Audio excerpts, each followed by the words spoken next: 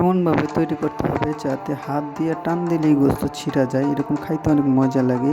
এইরকম পরিষ্কার করে নেবেন, গরম পানিতে একটু সিদ্ধ করে নেবেন, তারপর এরকম মশলা দিয়ে গরম পানিতে এইরকম ভালো করে সিদ্ধ করতে হবে।